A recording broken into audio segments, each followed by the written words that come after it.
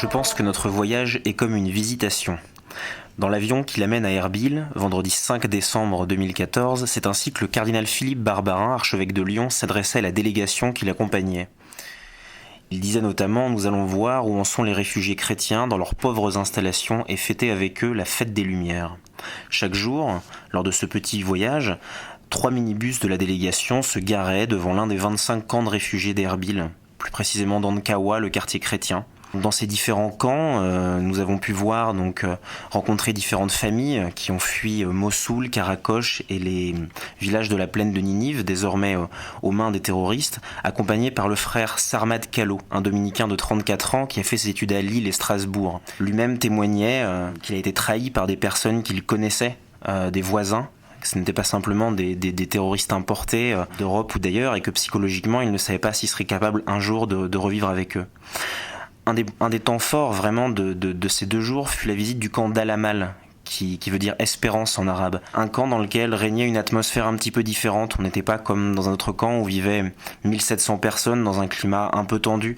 Dans ce camp d'Al-Amal, qui est financé en partie par le diocèse de Lyon, vivaient différentes familles, dont cette famille de Yézidis, qui m'a beaucoup marqué, Anouar et Nariman Elias, qui ont 2 filles et 5 garçons.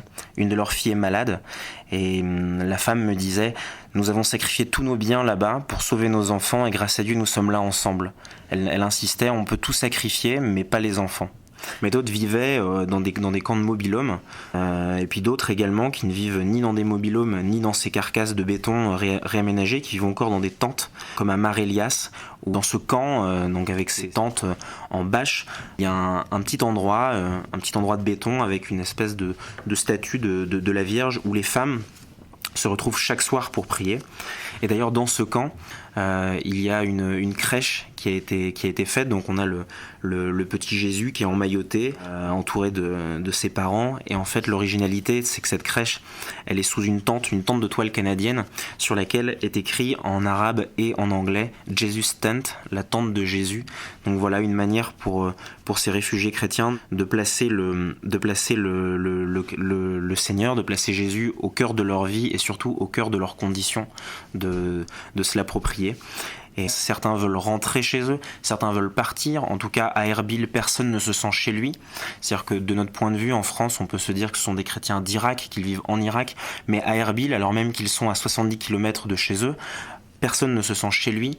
Et certains disent « Moi, j'aimerais retrouver ma maison, mais est-ce que je pourrais revivre avec ces personnes qui m'ont chassé de chez moi ? Avec ce qu'ils vont vraiment pouvoir revenir ? Quels sont leurs espoirs ?» Tout ça a été très très flou. En tout cas, je garde le souvenir, non pas d'un grand reportage, comme on pourrait le dire, mais d'un simple chapelet de rencontres du quotidien. Et pour terminer, je garderai une image, qui est l'image qui pour moi restera de la fête des Lumières. Donc c'était un moment où le cardinal Barbarin racontait à tous ces chrétiens qui tenaient un petit luminaire dans la main, à tous ces chrétiens réfugiés, il leur racontait l'origine au XVIIe siècle de la fête des Lumières à Lyon.